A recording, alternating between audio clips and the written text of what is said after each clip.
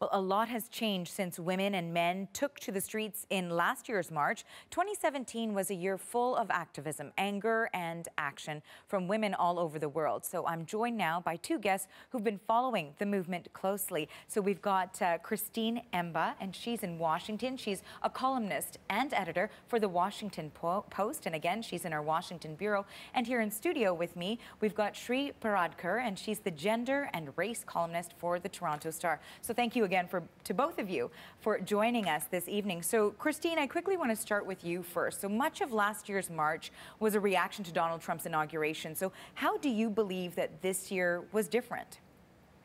So it's actually really interesting. I think many women worried last year that it would be sort of a moment, an outbreak of outrage, sort of passion related specifically to Trump and the election. But it has turned into an actual movement. This year is not just about railing against the president or expressing disappointment that a female candidate didn't win. The slogan this year is actually power to the polls. So it's about empowering women to take part in their political processes, to get involved in their communities, to really change momentum across the government and across America, not just in a moment, but going forward for years. So you do think that it has gone from moment to movement. Now, Shree, I want to bring you in on that point. Do you think that as well as with the Me Too movement, that it has gone forward from just a moment, from a protest, to something larger?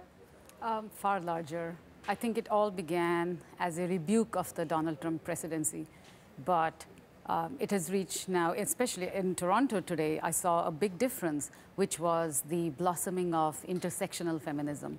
You know, intersectionality, which we owe to Black academic work, talks about women of diverse colors, diverse sexualities, trans women, immigrant women, refugee women, and they are the ones that took leadership roles, and they are the ones that spoke, and they expanded the scope of what feminism is. And now, you know, Christine, you wrote about this in the Washington Post. You had an editorial in there, and I just want to bring up one of the quotes from that particular story. And in it, you said, "Me Too has had a real impact. Predators no longer afflict as many shining stars. But what about women who work on factory floors, in restaurants, or in domestic settings? Have their lives changed for the better?" And you go on to say feminism has gone mainstream, but feminism for whom? Many of the concerns that are particularly relevant to women of color, police brutality, voter disenfranchisement, are fading from view. So what do you believe has to happen next? So as I wrote in my column today in the Post, it was called, in fact, "Outrage is Not Enough," is that the next step for the women's movement after the marching, after the outrage, is solidarity. So not only do women need to feel angry for themselves, but they need to link arms and link up with other women whose struggles may not mirror their own, but are still as valid. The conversation about intersectionality is an actually really interesting one here.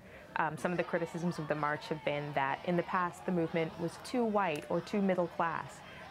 But working class women, Black women, LGBTQ women also have issues that need to be addressed. And the women's movement in the future, I think, going forward, will be putting the power of these great numbers of women behind these specific causes that affect specific groups of women. So whether it's voter disenfranchisement, whether it's police brutality, whether it's poverty for Indigenous women or women of color, we need to address specific causes. And you know, you're talking about the diversity of this movement within the United States, but Shree, also, you've got a little bit of insight on the diversity of this movement really around the world. So how do you believe that Me Too and the activism that we're seeing around there is impacting Canada and other countries in the world? You've worked specifically with India as well. I have.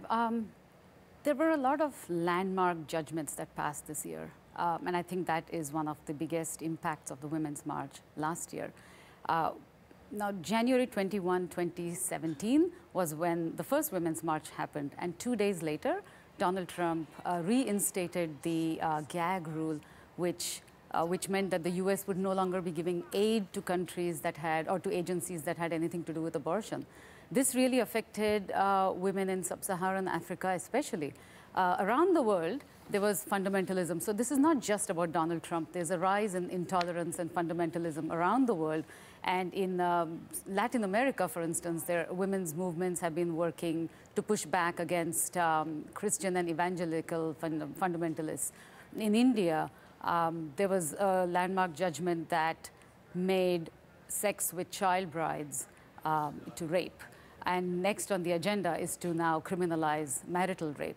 In Saudi Arabia, women won the right to drive. And next on their agenda is to end male guardianship.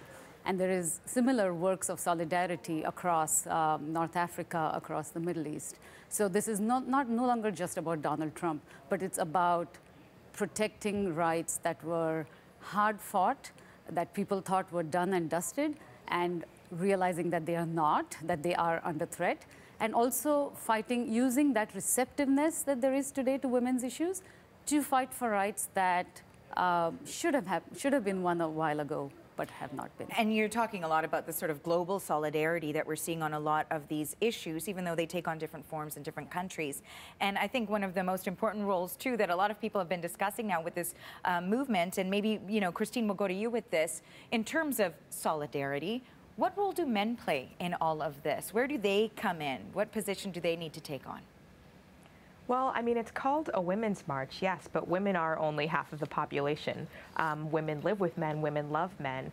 Women need male allyship, frankly, to move the whole population forward, to create equality for all men and women.